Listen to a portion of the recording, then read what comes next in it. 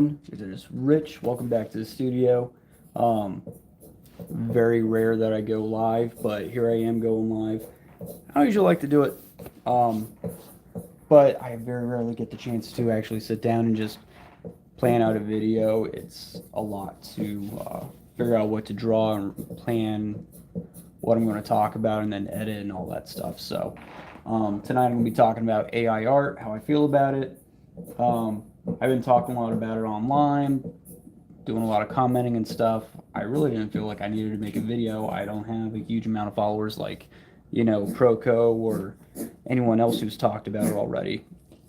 I don't feel like I'm bringing anything new to the table except I have a sketching video on in the background. I just like that ASMR, that pencil going, it gets me going.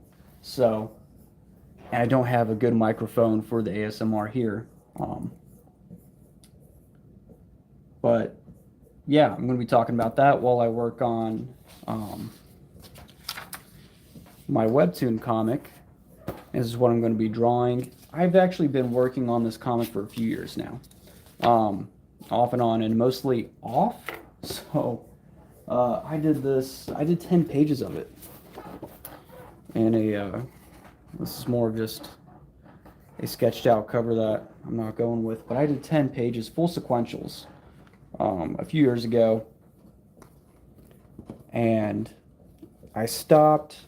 Just a lot of life got in the way. But I did 10 pages of this. If you scroll back on my YouTube videos, you will actually see a bunch of inking videos, and this is called Burst Code. And I actually uploaded, I think, the first 2 pages on Webtoons, and it took a lot to trim it and kind of edit it, figure out pacing and what I was going to do with it. It's very experimental. If you find it, don't roast it too bad. I know it's terrible, but it was really a lot of fun to do and just a really big experiment. I really like how these pages turned out. I feel like it was pretty good sequentials. Thought the word bubbles might be hard to figure out what's going on, but I am actually revisiting the story and going to continue it. But what I'm going to do is totally readapt it for Webtoons. I just feel like that's kind of the future of comics and storytelling. Its format's going to change. It's going to have to change to whatever people most commonly use. Oh boy. I just got this awesome new art desk, so I wanted to show it off a little bit. And I feel like with AI art kind of getting bigger and doing its thing, now would be a good time to talk about Webtoons and how it might be affected. So I just see there being more Webtoons and webcomics being created with AI art. So I just feel like that's kind of my prediction. And I feel like that's really going to devalue art and comics in general. So I kind of want to tackle it, take it on myself, and do my own webcomic, and it's going to be entirely traditional. I think I'm going to do it just in pencil too. Something that I really wanted to experiment with, and what really made me want to experiment with it was this manga, Levius Established, or Levius EST. This is the last volume. I don't have all of them, but Haruhisa Nakata, excellent mangaka, very talented. But it looks to me like pencils. I believe he just penciled it and then messed with the levels to darken it up. And he has a YouTube channel, actually. And he doesn't do a whole lot. He just live streams for like 10 hours every few months. And really, I'm watching one of them now in the background too, 5.5 hours long. And he's not always present, and there's no audio, so it's not very easy to watch. But every now and then it's interesting to get a glimpse inside his process. And what he does is he just has very crisp, clean pencil work. And he does that by basically doing this. He light boxes. And this isn't a light box, but because I have a glass table, I have a light under it, and then I can, I have my initial image, and then I can lay a paper over it and have very clean lines. And that's essentially what he's doing.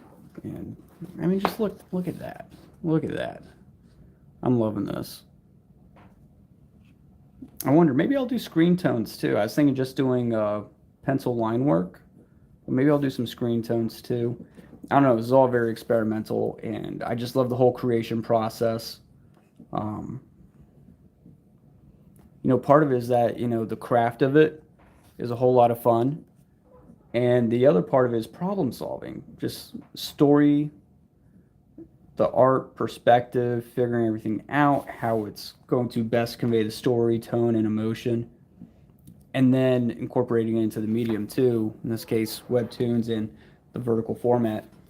The weirdest thing was that I had to figure out math, but let me get started on this. I don't want to bore you guys too much. Let me get started on this thing.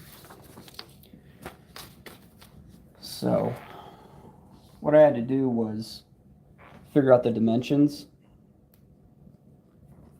and how I could best do it traditionally. And this is a blue line pencil. It's actually technically a lead holder for a 2mm lead. But I got blue lead in there. And I figured out the panel size that I got to do to fit the Webtoons format. So, and I'll explain it all to you, what I've done and how I figured this out. That way you can make your own traditional Webtoons comic as well. And I was off there. Up there, actually. Boom. Wait, why did it slide so much? Hold on, what's going on?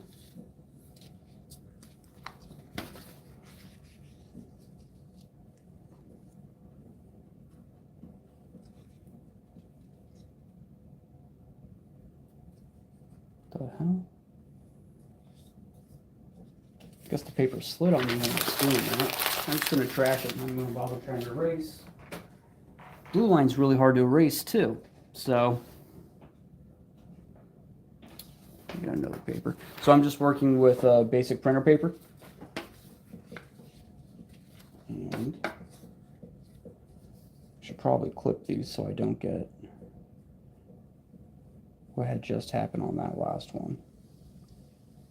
I really get tired of using the ruler, and it's really unnecessary.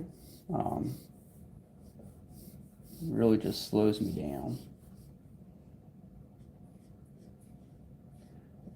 I can really get some pretty straight lines. Most of the time. But it's not even necessary for me to have the crisp straight lines at this point. I'm just figuring out the rough layout. So I'll turn off this light and show you what I got going on here.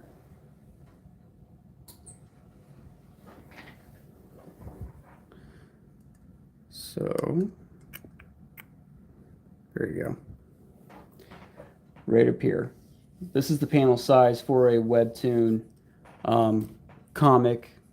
If you're doing it traditionally, it's going to be 6.25 inches wide by 10 inches tall. This is the phone format.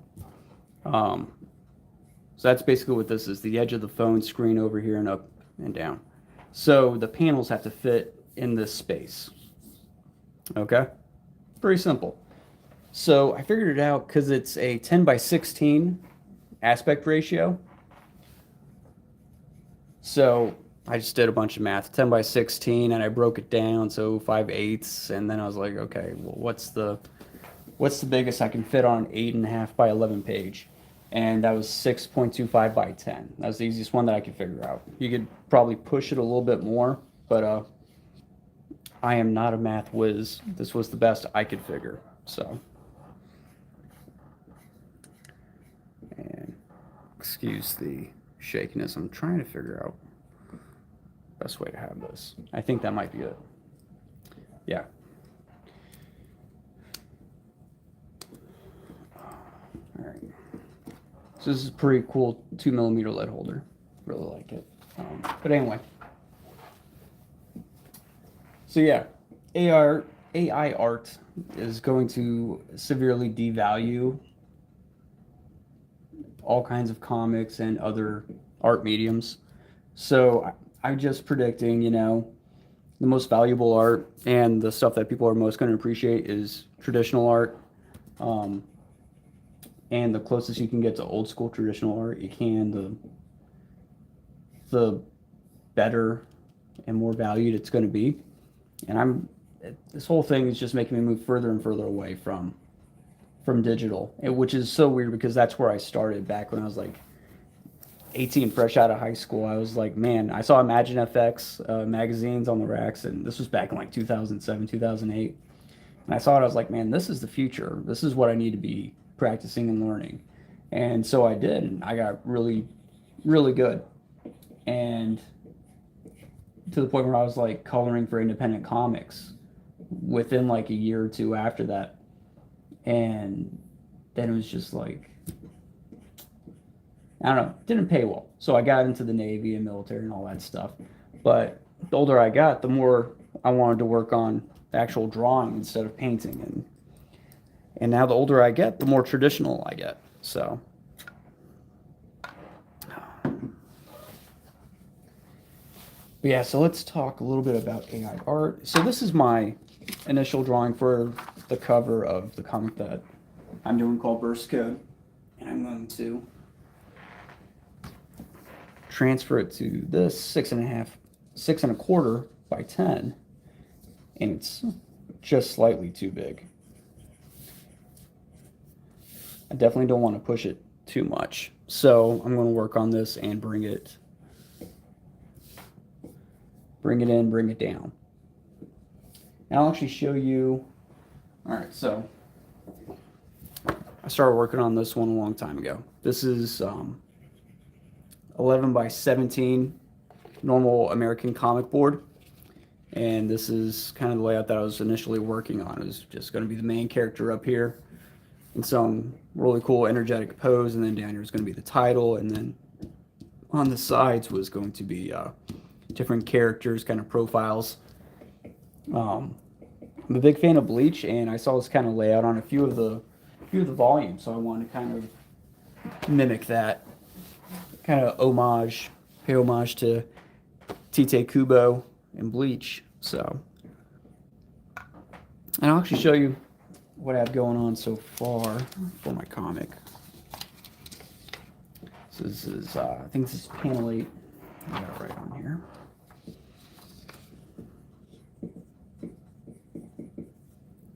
I'm not done with this. I'm figuring it out in blue line, and then I'll darken it up. So I have panel 1 just kind of starting out with this candle dripping, and then it's going to, see, this is the thing, storytelling changes in this phone format. So the candle wax dripping down, and we have this extreme close-up on a character, and then we move out to a medium shot of another character talking, taking up the whole phone at a time. And it goes to this extreme establishing shot, pulled up a lot. This guy laying in bed, and it pulls down, and then it starts getting back closer, and then you have this guy's face coming out of the dark memory and yada yada. So that's what I'm working on, and that's what I got so far. Actually, I have a lot of this story pretty much developed already. So I got the thumbnail process, and then you just saw the roughs, and then eventually we'll go into detailed final drawings.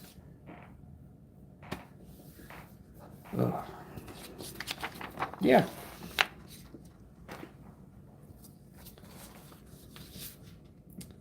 So I'm not sure. I'm not going to light box it. I think I'm just going to have to redraw it because it is too big.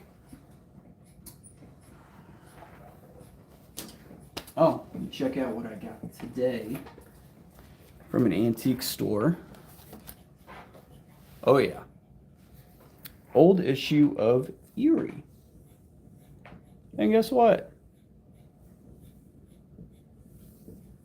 Oh, what's up, guys? I just saw some comments. Don't know when you guys put this in there. Let me take this home and pull it up on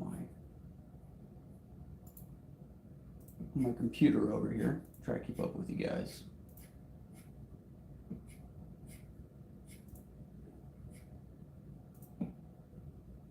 Sorry, give me one sec. But anyway, I found this Eerie magazine, and this is a Frank Frazetta cover. And it's not as usual, so I'm not that excited about it, but I saw it and I knew it immediately because I have a bunch of Frank Frazetta books. So I had to get it, 12 bucks. I don't think they knew what they had. It was a little bit more expensive than the other ones that they had, but I had to get it just because of Frank Frazetta. And then I also got the Savage Sword of Conan. This is like beautiful traditional art, so I had to get it. And let me show you. This is what I want my line art to look like here. Show you this. Look at this stuff. Look at this figure down here. This is incredible line work. I've been working a lot with my my brush and dip pen. I'm working on like quality penmanship here. And let's see. Sorry, hold on.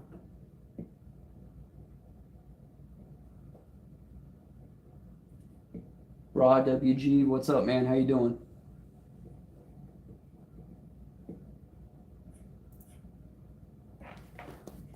All right. So yeah, this is stuff that I think is going to come back, not necessarily in style, but because of AI art, I think it's going to push a lot of artists to kind of regress. Everything old will become new again.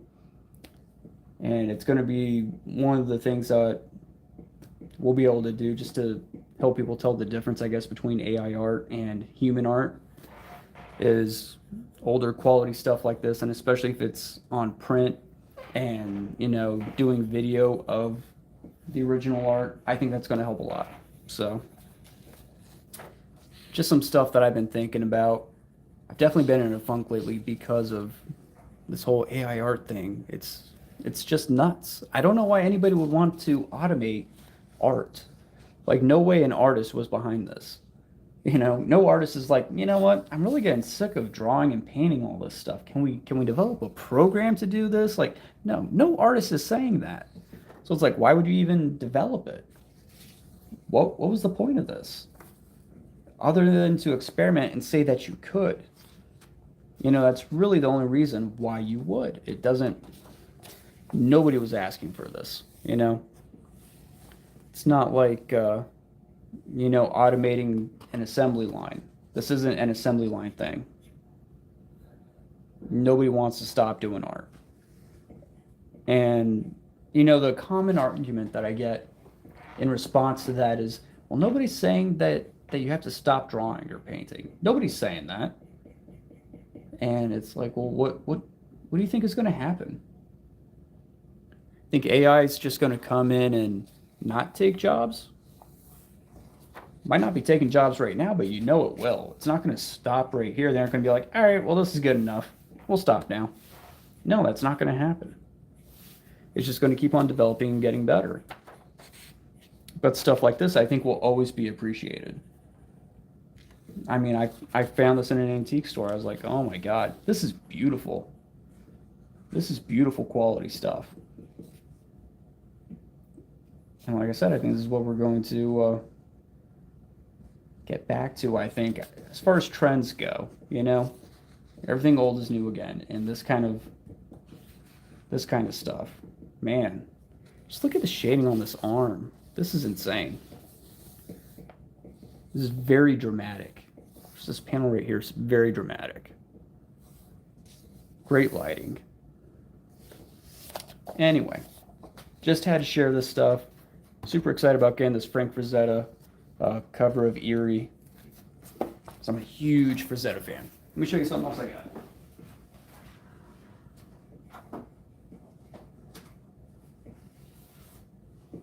let me show you something else. Hold on. So Frank Frazetta did the covers for Molly Hatchet albums. This is the Viking here. And then I also got the Death Dealer Molly Hatchet album. Not even a Molly Hatchet fan, but a huge Frank Frazetta fan. So whenever I see him, I buy him, and obviously that's not very often.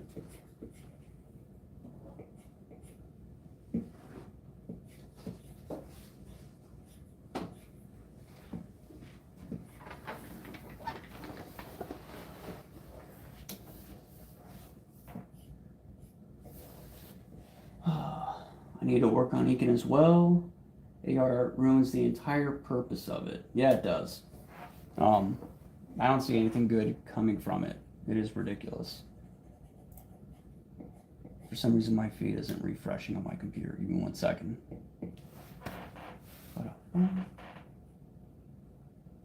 There we go.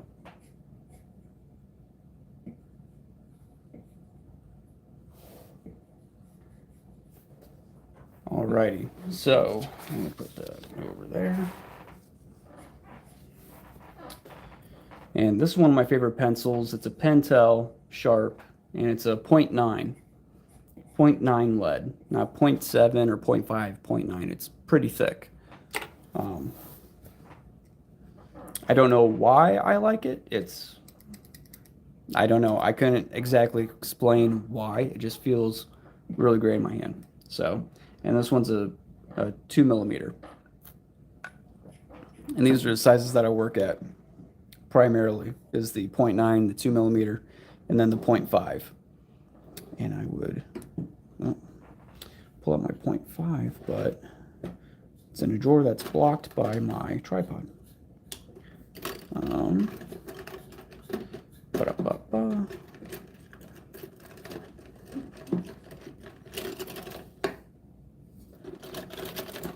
Where the fuck are you?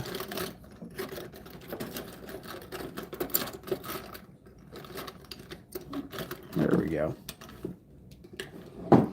It's a Dr. Grip pencil, 0.5.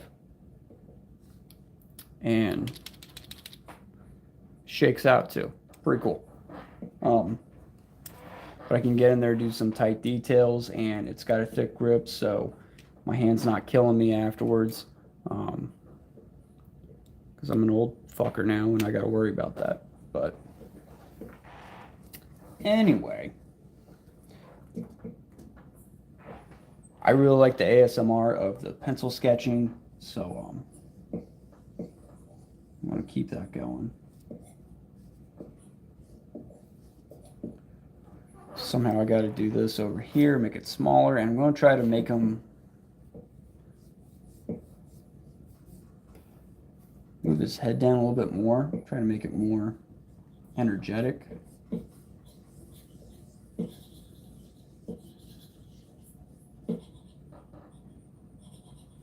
I feel like that's not.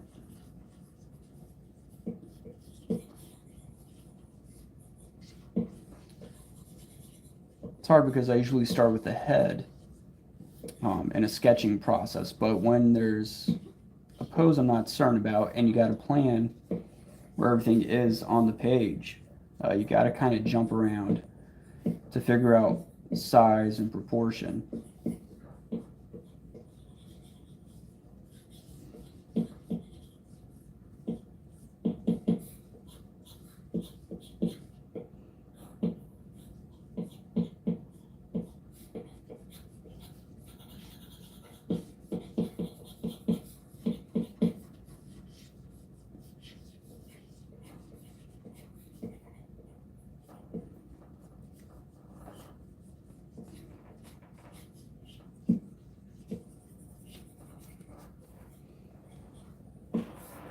Might be hard to see because of the blue line, but trying. So I'm gonna have this like kind of coming towards us. This one's going back in space.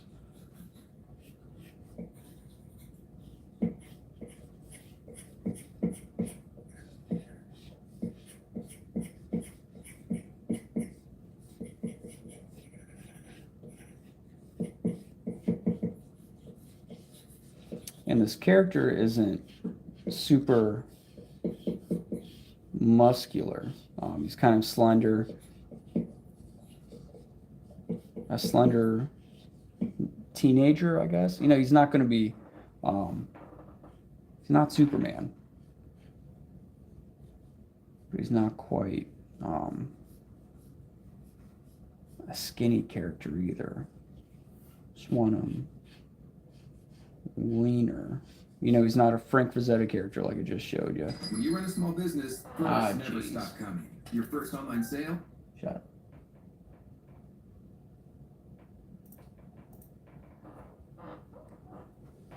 Ads suck.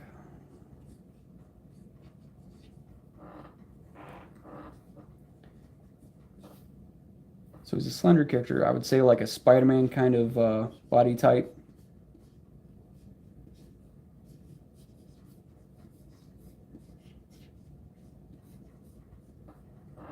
And, okay, here we go.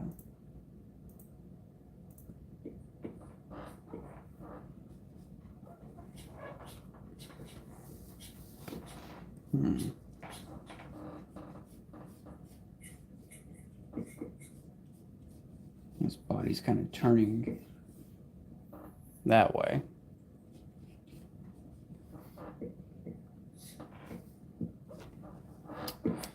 I think I'm going to get rid of the blue lead just for the sake of the video quality. I want you guys to definitely be able to see what I'm doing. So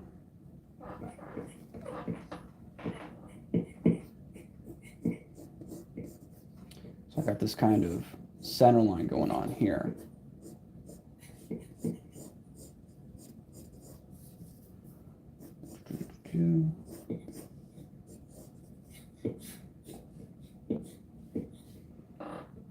Let me know if you guys are seeing this okay.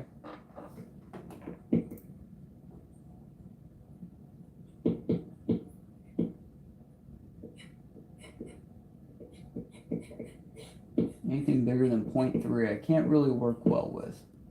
0.3 lead? Isn't that the smallest? 0.5 is bigger than that. That's crazy small. I've never even worked with a 0.3.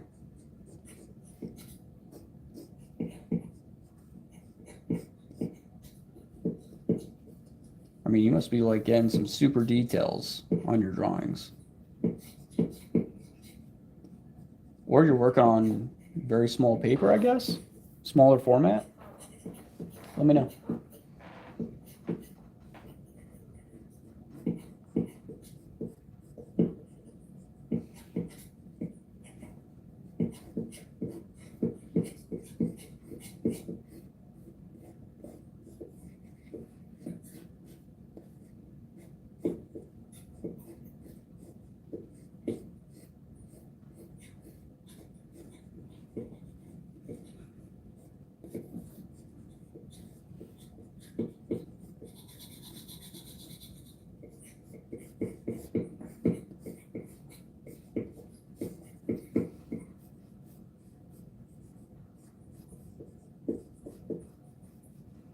So I love anime and manga, but I'm also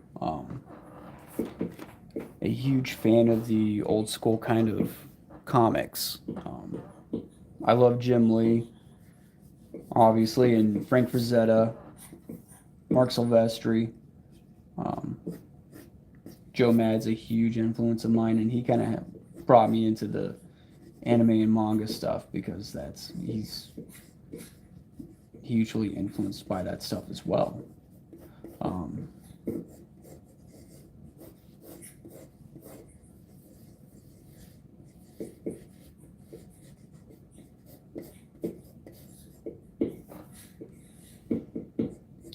So this character's powers, call it a burst power, and it's not just speed. He makes objects speed up, which can sometimes affect his speed as well. If he just focuses on like his shoes, he can make himself run faster, but that's kind of like super basic. I wanted it to be like, you know, he's throwing things, like a knife that's going to be here in his hand. and at some point he's going to figure out that he can speed up cells and atoms on a molecular level, and it's going to really boost him up. And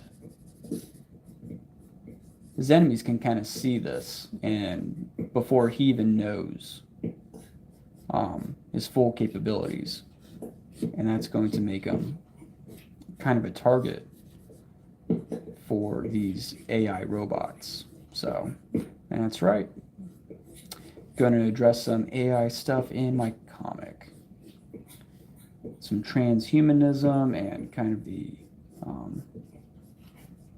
disastrous effects AI will have on society. So, obviously it's just a dystopian comic, but I'm actually going to move these eye walls down because the head is tilted down. It's leaning. His head is jutting forward and angled down.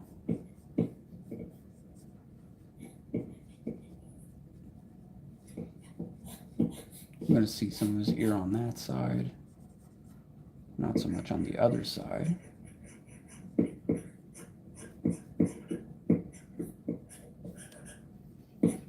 When his powers are activated, there's this third eye that kind of lights up and gets activated on his forehead. I'm not sure I'm going to convey that in a traditional medium, because I had this all kind of planned out with Photoshop, because I have obviously some background in Photoshop. I started off as a colorist, although I've moved more into Clip Studio Paint, which is a great program. I really like it.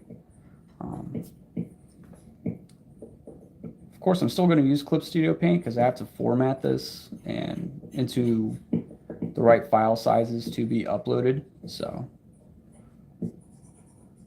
I just don't like using that block thing. Here it is.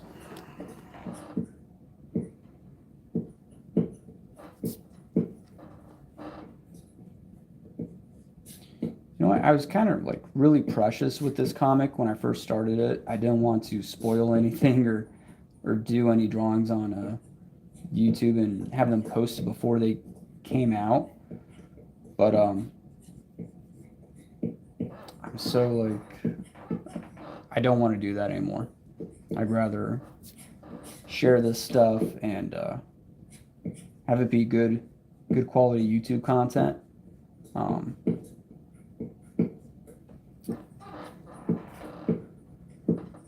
Especially since I'm like not sure how often I'm going to be uploading and when I'm going to be uploading. So I'm just going to kind of share my process and hope that helps other people out too.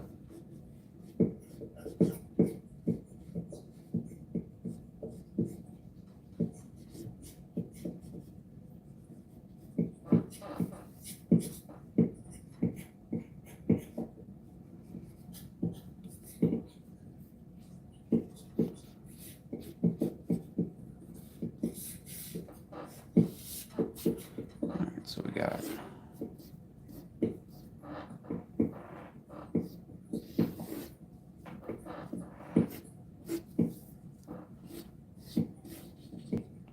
some wind effects going on. We also got some dust being kicked up behind his legs.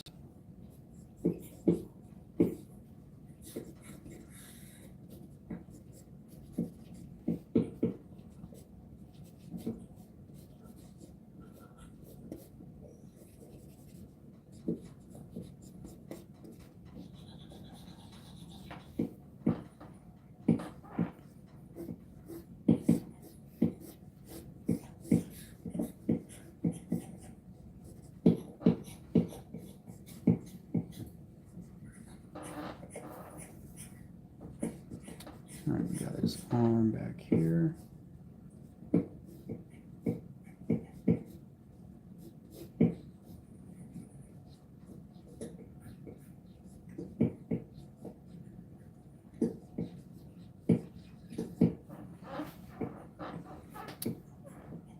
Boom. I think that's a pretty good, decent layout. Although it should probably be tighter. should I make it even tighter? I gotta at least do the knife. At least gotta do the knife even tighter, right?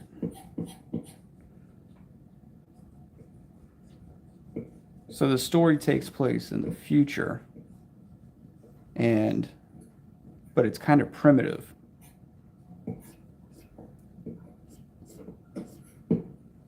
And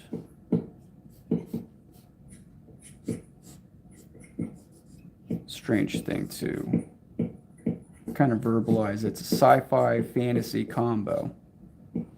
You got these robots and AI, but then the humans are basically regressing and going back into a more mystical, religious kind of thing, and they're activating their third eye, which allows them to access powers that we've always been able to access, but through, you know, just over time, we kind of lost that ability for whatever reason, but now we're finding it again. And it's kind of like a Terminator kind of Skynet scenario where human population's dwindling down massively because we're being hunted and killed off by the robots. And yeah. Sorry, I'm not very good at talking and drawing at the same time, but I will get there.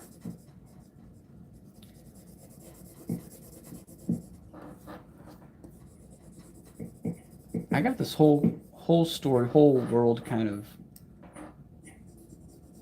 in various stages of development.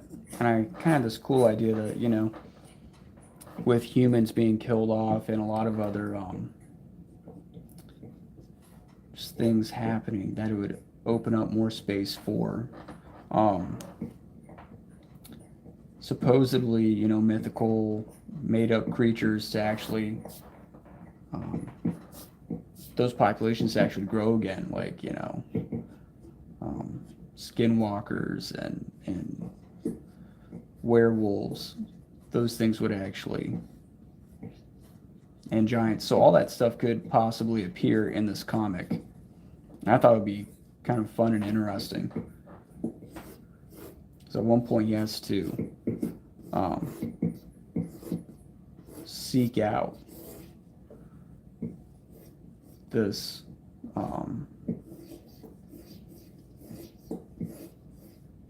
you know, I kind of want this burst power to be activated right around here. So right there, that third eye is getting activated, and all the wind and energy, you can see it kind of building up and then whisking out.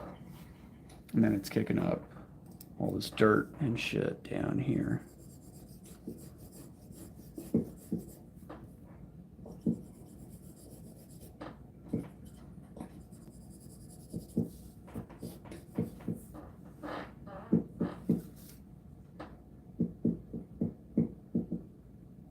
Yeah.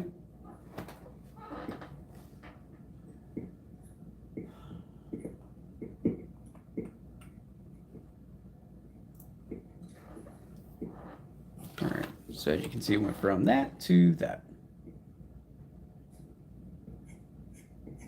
I'm not sure how much more I'm liking this pose.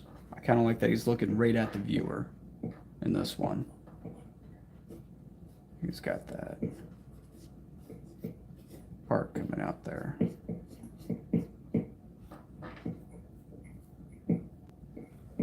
Yeah, this lost, I feel like this pose lost a lot of energy from there. But it's all just focused right in there. That had more energy than that. So let me...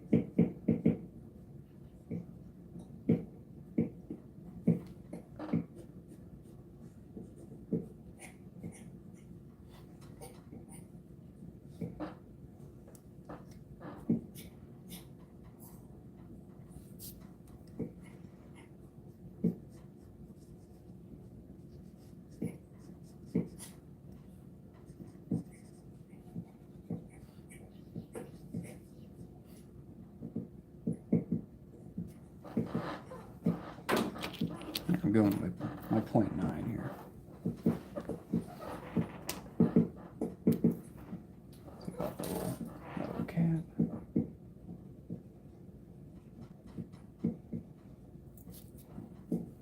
Tightening this up just a little bit.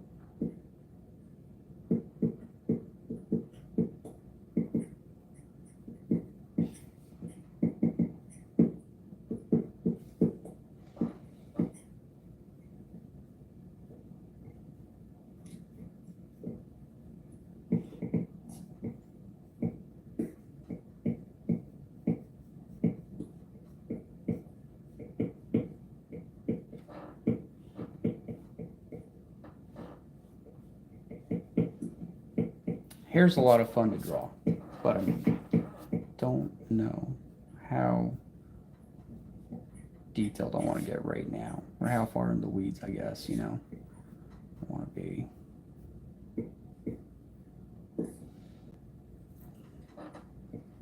I've always struggled with having a more manga kind of style because I want to go in and, you know, noodle a bunch of details.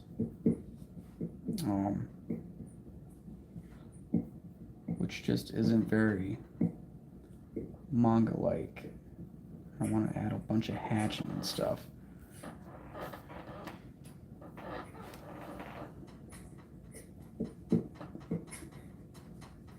Boichi seems to be able to add a bunch of detail, a lot of hatching and a lot of rendering, and still somehow keep it very manga. And that's something I'm working on developing myself. I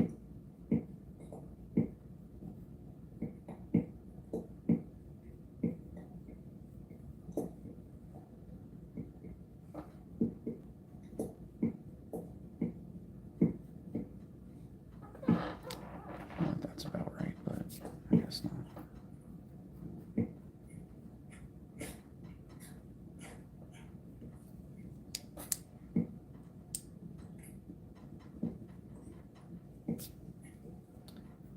Yeah, maybe that.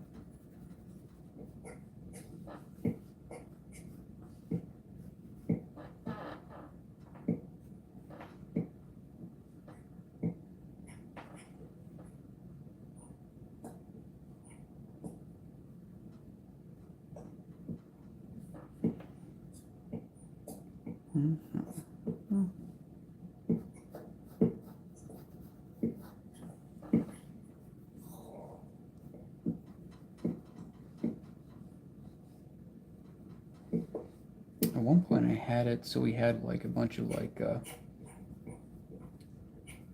ninja little throwing things on his leg right there, which made sense for his power, that he'd be throwing shit. I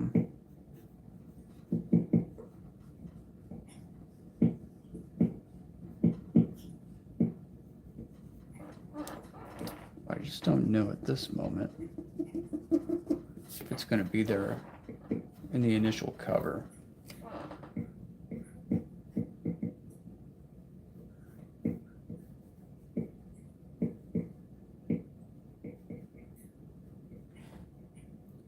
Not that there are covers on Webtoons, but I have to work on the perspective of this hand, make sure that I'm getting it all right. It's going to look something like that.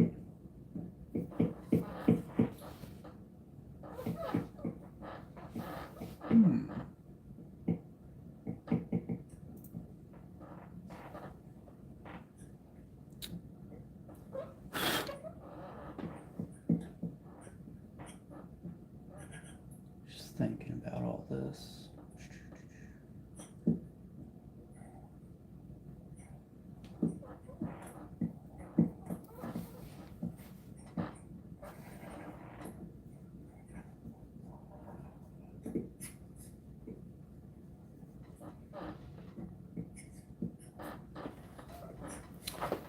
I think that's a good rough for the cover, at least the initial image, and then it's going to have, you know,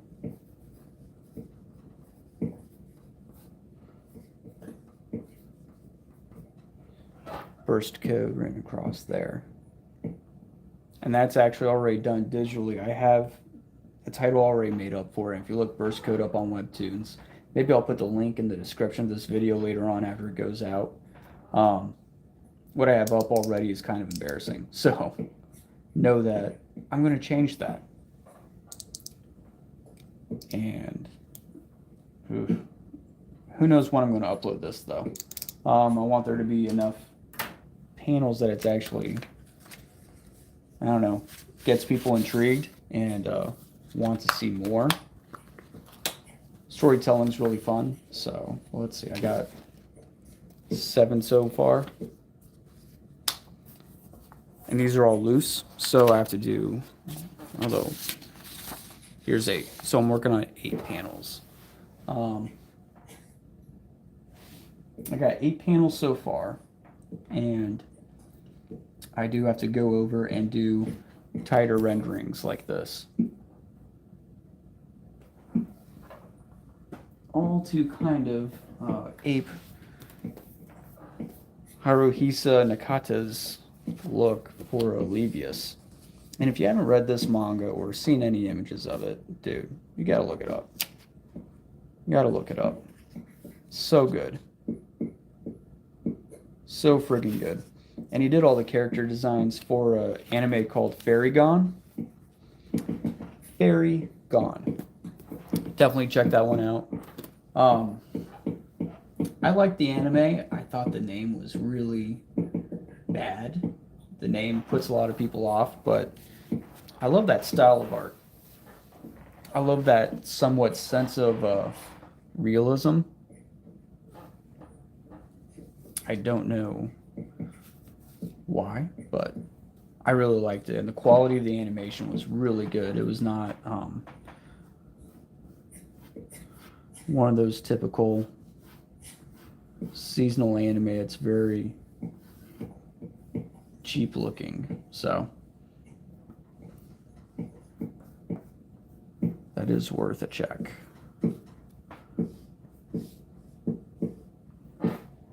I don't know how far I should go with this video, but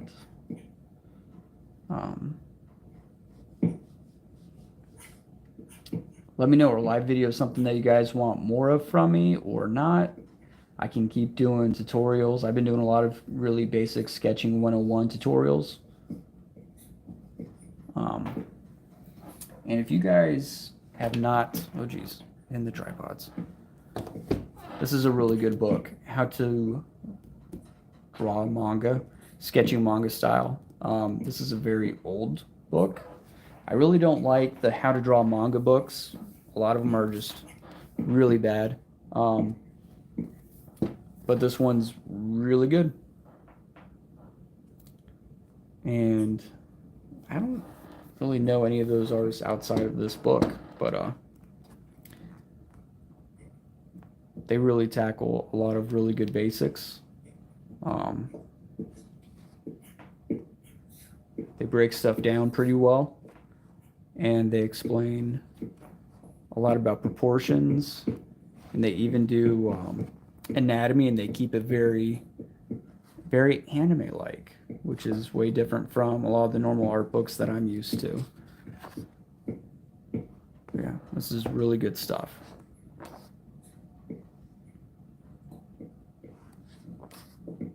This whole book, and I've had this thing, geez, I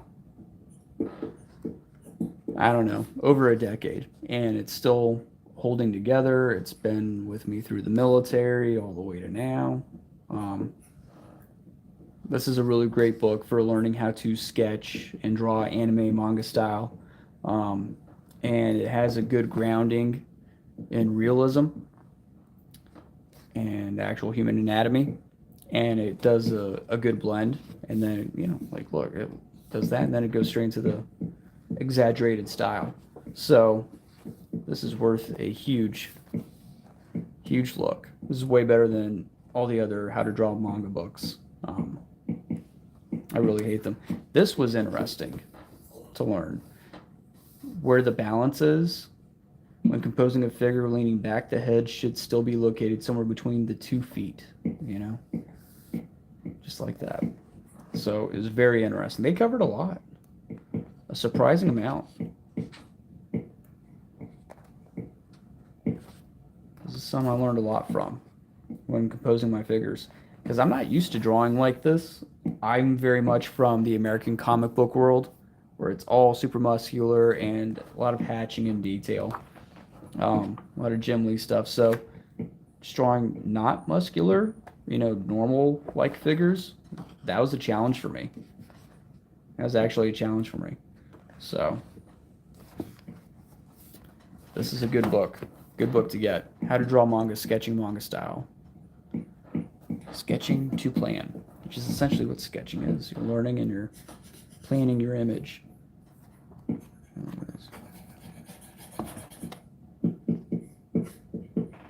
They cover good muscle detail. Really good book.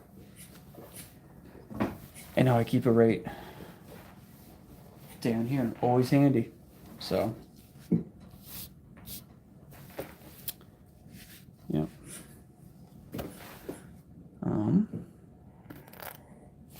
So yeah, so the next step in this, so I'll show you again. I have my thumbnails. From the thumbnail part of the process goes to the rough sketch, which is this, and it's all based off of a previous sketch ideation that I had done before. And then it's going to go to a final sheet of paper.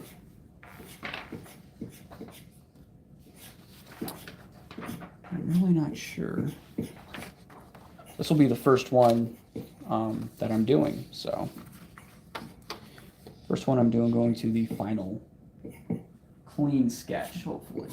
Hopefully clean sketch.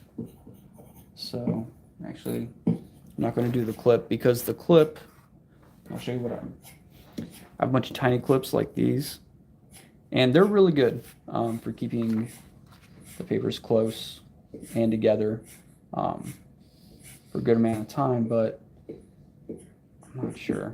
Yeah, I'll use it. Yeah. I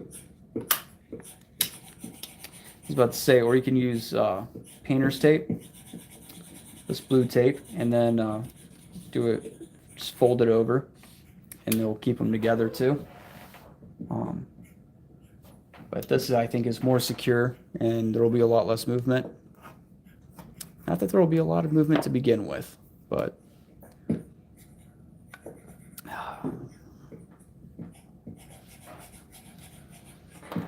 right, let me get my light on.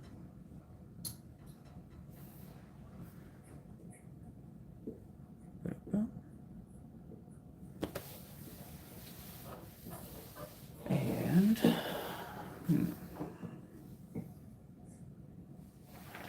give me a second. Let me just move the light over a little bit.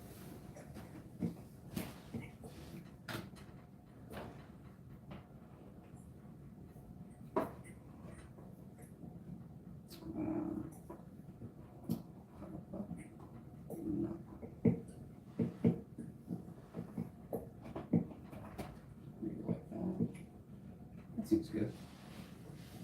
Just got to make sure I don't knock it.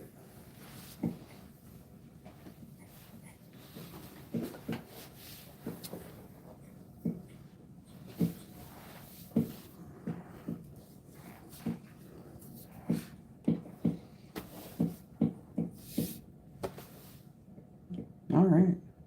This is actually really intimidating. Not only is it intimidating and nerve-wracking to do it live, but it's like my first final drawing that I'm doing for this comic. And I don't know why it's making me so nervous.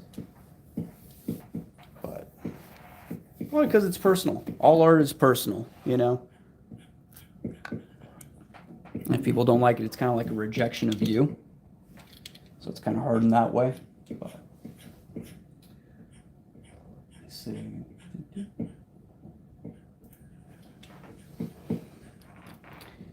So this is a shaker pencil. I'm going to tell you guys basically everything that I'm using. It's a Dr. Grip full black 0.5. 0.5 millimeter pencil, and this thing is a lot of fun to use.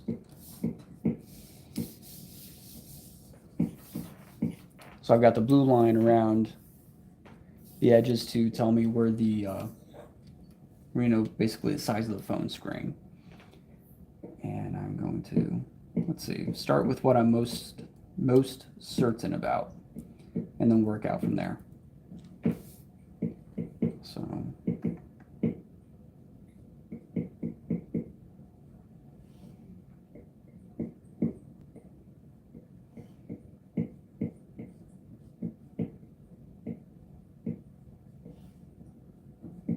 I'm actually so nervous about this. I have to tell myself not to push too hard. It's kind of weird.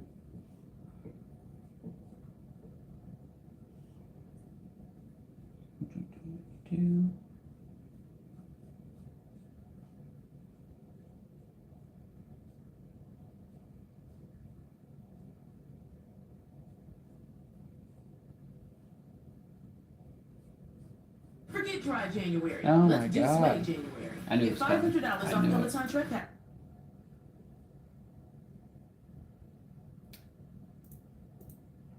Ads really suck.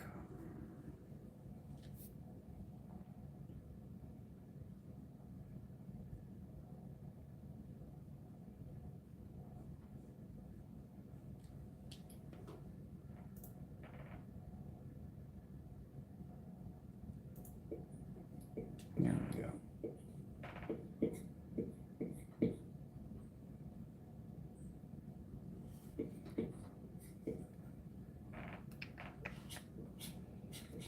I'm actually not too certain about the hair, so I don't know why I'm going there. I prefer to start with the face, though. Even though I'm most certain about this arm and the way that is, I want to start with the face. Okay.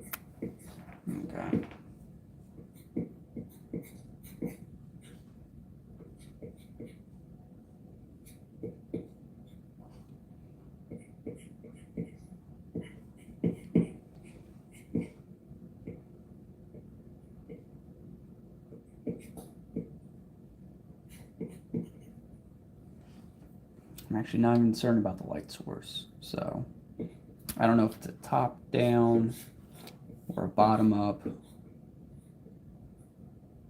I feel like I want it to come this way, maybe even harsher that way, but which tends to be my actual default most of the time when I'm drawing.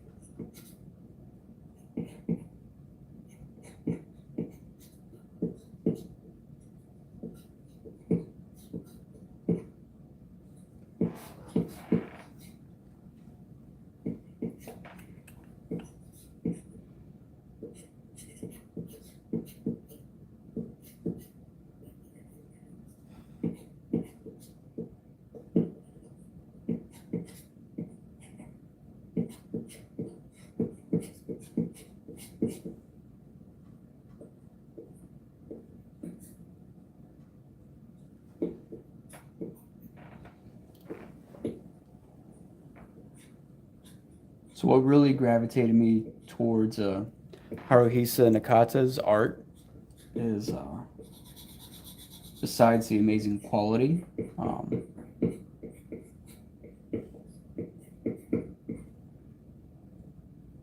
is that I am really inspired by Joe Mad and Salvador LaRocca,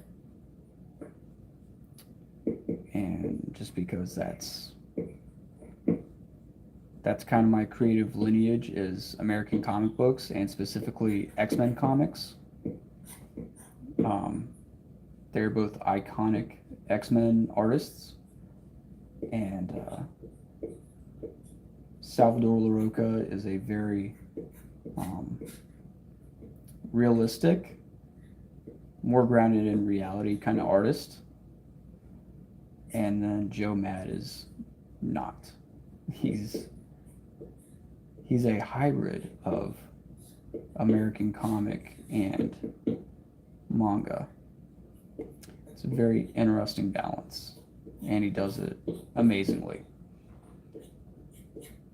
But yeah, so then if you kind of think about it, well, what would be in between these two artists? It would be absolutely Haruhisa Nakata.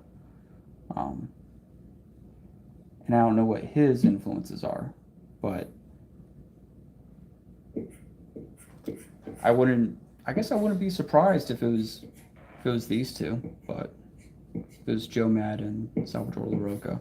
Well, actually, I probably would, because there's a lot of other,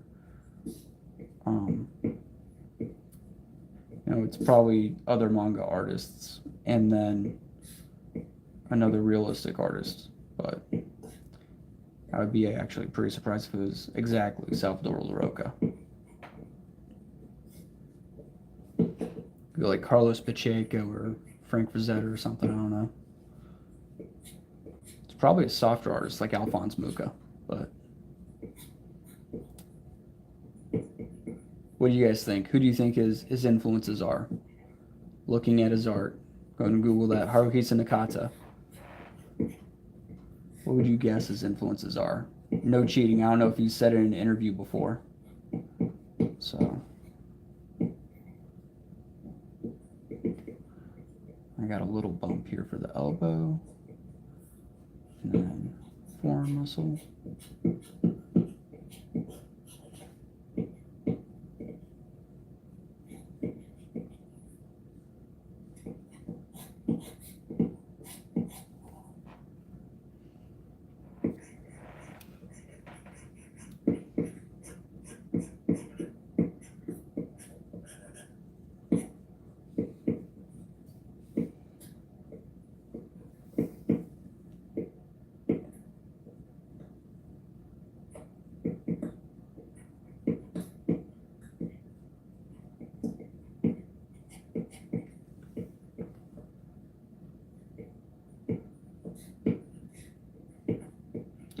I'm actually not a fan of Salvador Larroca's very realistic style.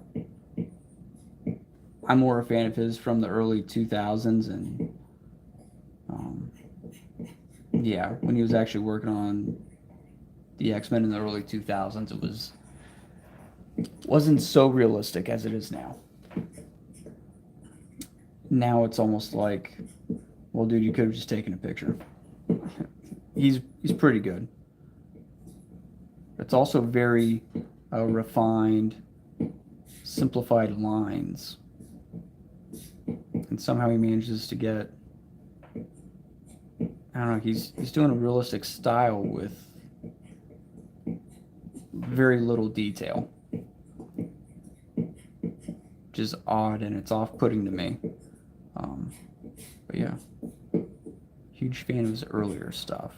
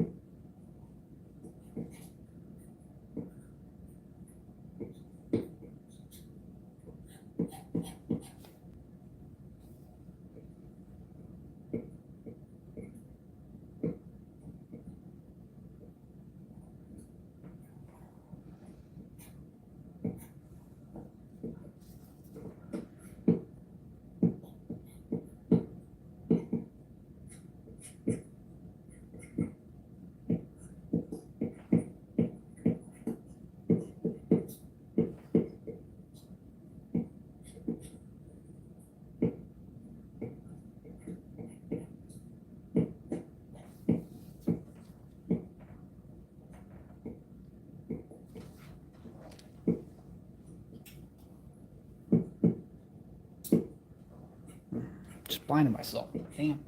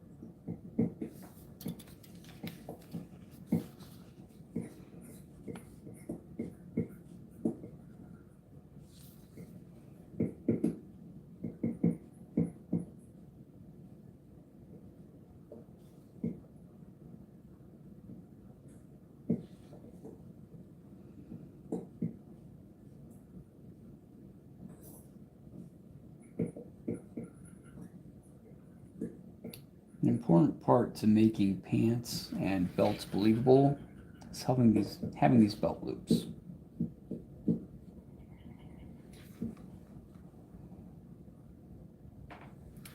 That is a big part of it. And a belt buckle. Not necessarily a belt buckle. Whatever this part of the belt is, where it loops and latches.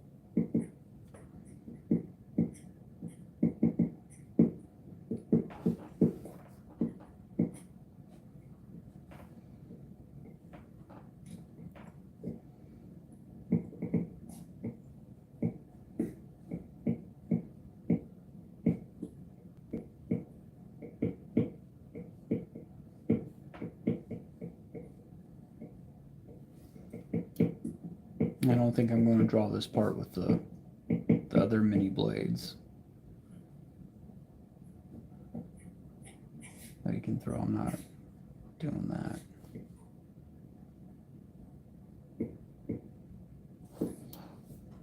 Not right now. It's a story element that can happen later.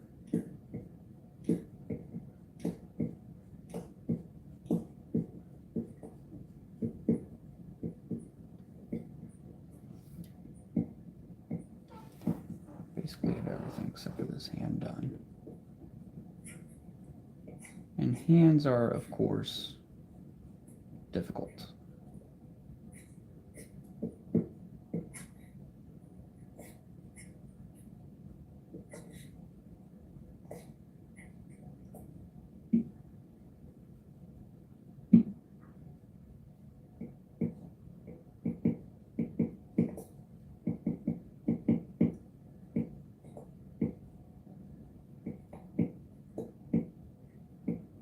I think that basically nailed it.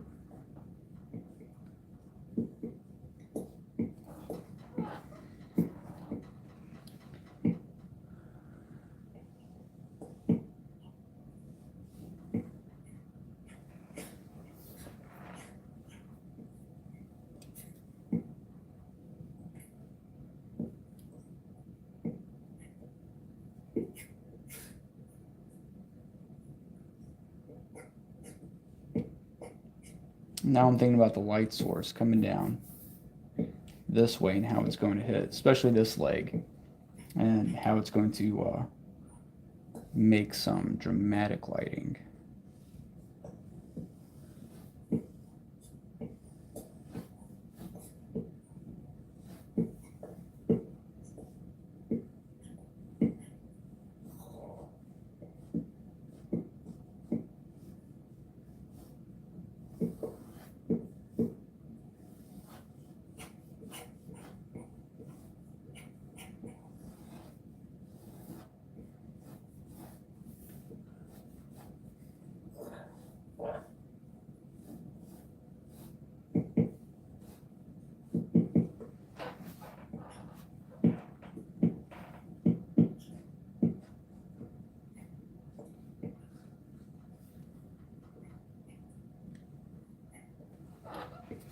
All right, let's see what we got.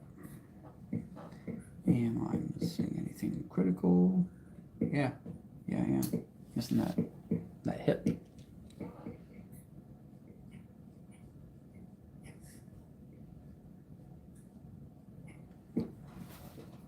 All right. I can turn off the light. I can detach this.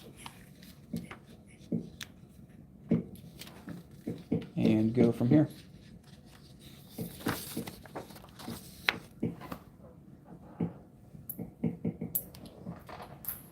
So let's see how these things kind of look and compare.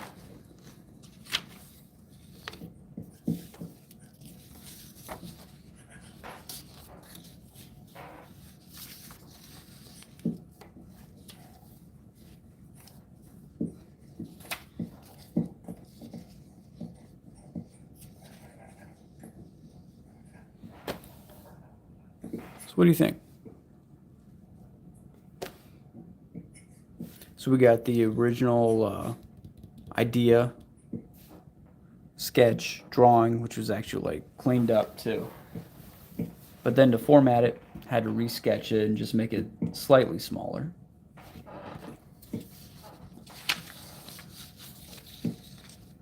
And then here's some final lines. I'm going to make the shirt darker. I'm not done, but I kind of wanted to see how it all looked so far.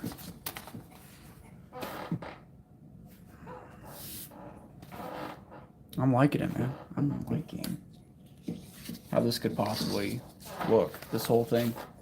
So, yeah, all right, let's keep going. And what do you guys think about AI art? Because that's, what the plan was for this video, was to talk about AI art and how much it sucks. So,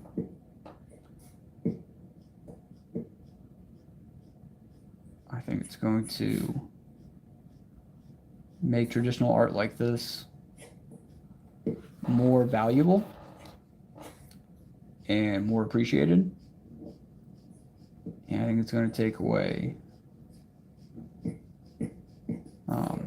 jobs from a lot of artists.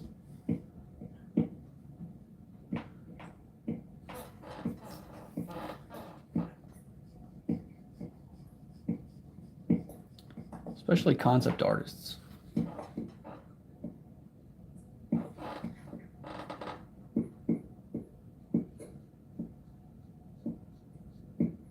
I know it's not good enough right now, and that's always the argument. It's not good enough. It can be a great tool, and I can't believe other artists are even embracing this as like a tool for development. Like, oh, but it gives me such great ideas, and I can just,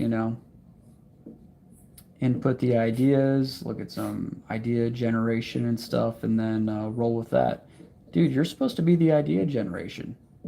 You're just vouching for this program to take your job. And then other people like, well, I have no problem with AI aping my style and taking it, as long as I get paid. It's like, okay, but then you're just you're just trying to cash in while you can, and eventually this thing will totally replace you. That is a short-term, very short-term look at what, I don't even know.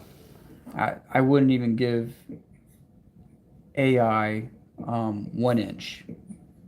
I wouldn't give them an inch when it comes to this. They want to take our jobs and our passions away from us. So just don't even do it. Don't even entertain it. Any video game company that even utilizes AI programs in their development process, I'm not supporting. I'm not playing their games. And I won't even not play that game. I won't play any of that company's games. I don't know how else to tell people hell no. It's a hard pass.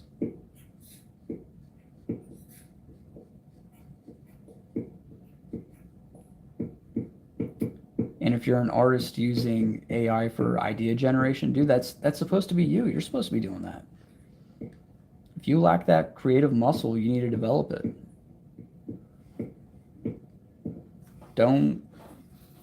Just don't even use it. It's not that crucial. Do more sketches, think it out more, and then come up with the idea. Don't fold it into your process. That's bullshit.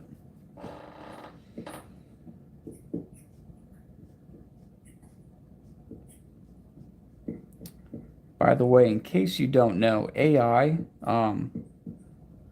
needs a huge amount of images to do what it does. So they just steal basically all the art off the internet. And how they're getting away with it is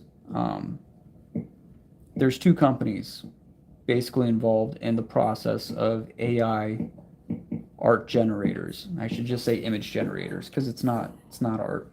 I'm not going to bullshit you like that. It's not art. It's image. Just image generation. But what they're doing is the first company that builds the library for these AI programs, that's a separate company, and it's actually nonprofits. So nonprofits have some sort of legal loophole where they can use copyrighted images because they are nonprofits, not making any money off of it, right? Developing these image banks. And then the same company that owns the AI image banks creates the AI generator program that utilizes the AI banks. That is a nonprofit. So they have a second company that does make profit utilizing the banks. And it's supposedly non-profit for some bullshit. Whatever governmental wording that they wanted to use to get away with theft. So, don't fall for their shit. And I know I curse a lot. I don't care. There's no way for me to get around it. That is me and who I am in a nutshell. So,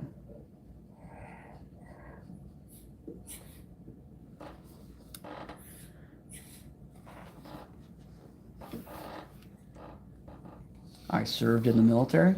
I was in the U.S. Navy. It's just who I am. And I try to embrace it.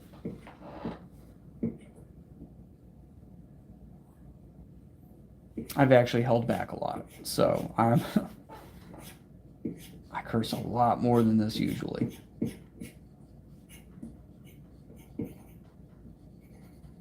But I know it can be off-putting. So I hold back some. This entire shirt needs to be black, but I'm going to go that way. And actually, I'm going to use the 0.9.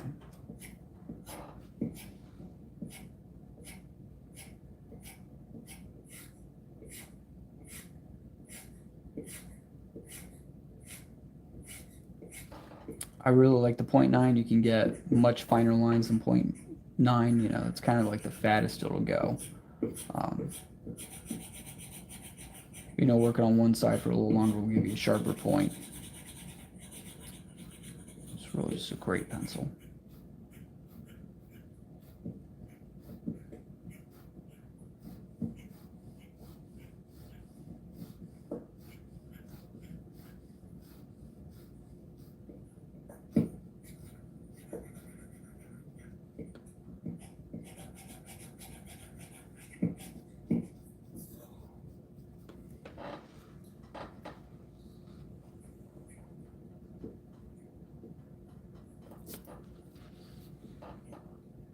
So then once you do that, you can do a second pass.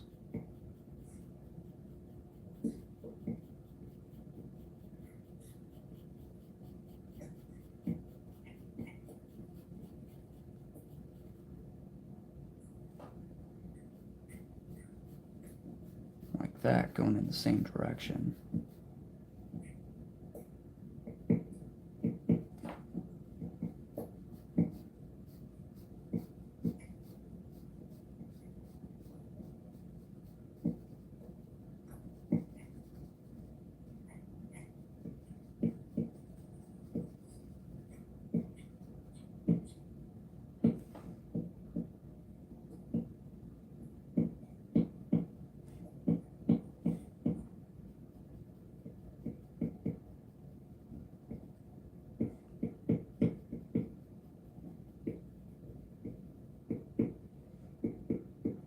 I actually can't wait to look at my Conan book some more. There's a lot of really good feathering and hatching in there.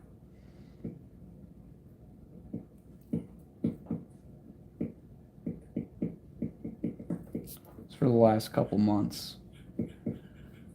I've really been working on my brush inking. I don't know why, but it was like something I just wanted to perfect. For some reason, it became like my focus, and I think it was because of a lot of manga artists that I was looking at, and they did these really great, like Boichi. You know, anyway, I was looking at a lot of artists who did. Oh, and Kim Jung-ji, and then as soon as I started trying to learn from him, he died on me. So, R.I.P. R.I.P. Kim Jung-ji. Definitely gonna be missed. But yeah, that was a style that I wanted to ape. Not necessarily a style, but man, the skill is just so inspiring to me that I wanted to try to harness some of that and incorporate some of that. And a lot of his other studio mates, they do a lot of ink wash, and that's something I really want to get into. So I don't think this is final. So.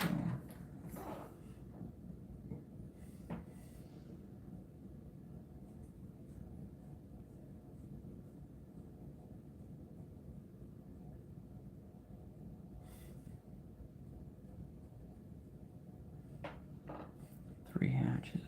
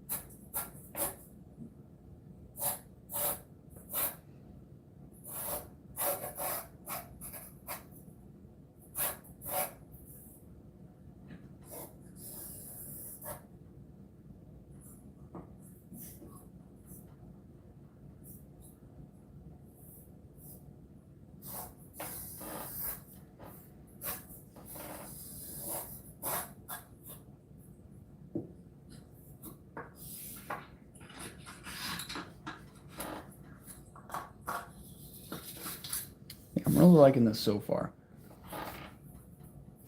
What I want to do is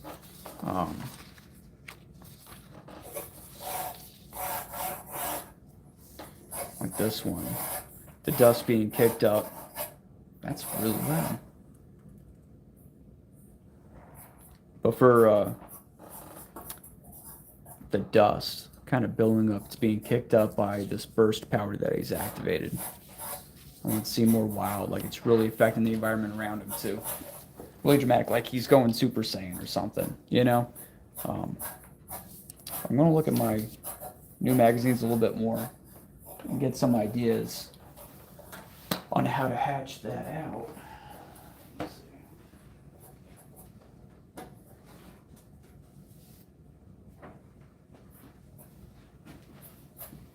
And so I've got this. You're about to see how diverse my inspirations are. From Frank Frazetta and Sal Buscema, or sorry, John Buscema, doing this beautiful inking and stuff, all the way to like Shiro Masamune. This Ghost in the Shell, Volume 1. This is thick, and it is beautiful. What's really mind blowing is that he did this stuff like way back in. Dude,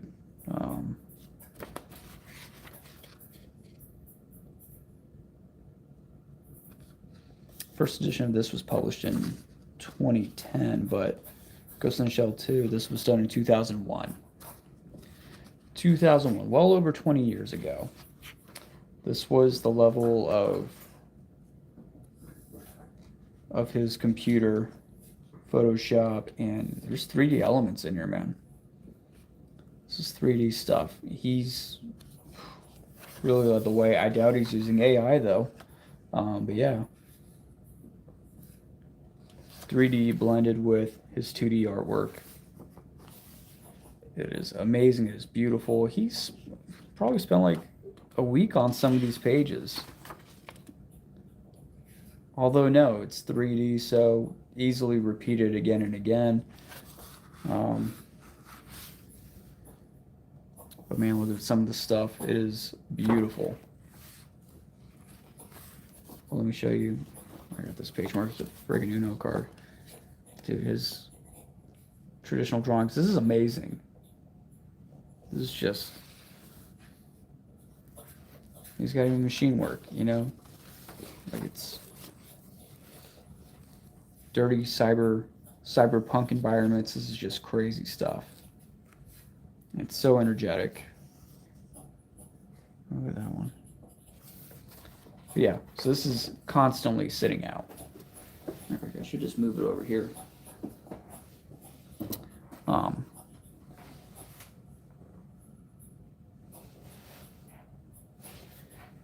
the way to this stuff, you know? I'm thinking, you know, should I hatch the dust coming up, or should I just use gray tones? Like a screen tone. But I think I will just hatch it out.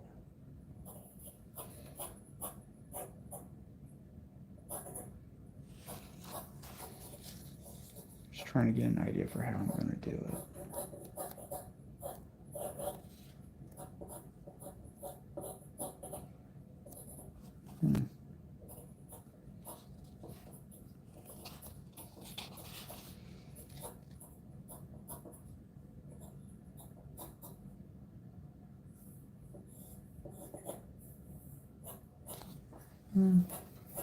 Look at Harisa.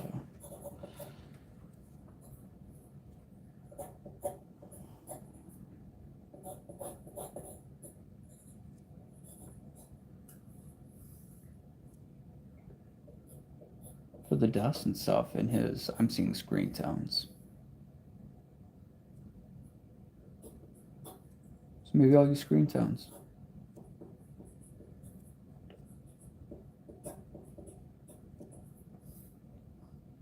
I'm just not good at using them. And I'm talking digitally too. Like they're still hard to use, even digitally.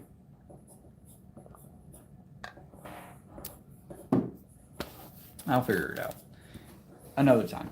This is basically going to be the end of my stream. Thanks for joining me. This is our Rich Studio. Comment down below what you guys think about AI art and what you think about doing traditional webtoons like this. So, leave a comment, subscribe, like the video. Appreciate it, guys. And I'm out of here.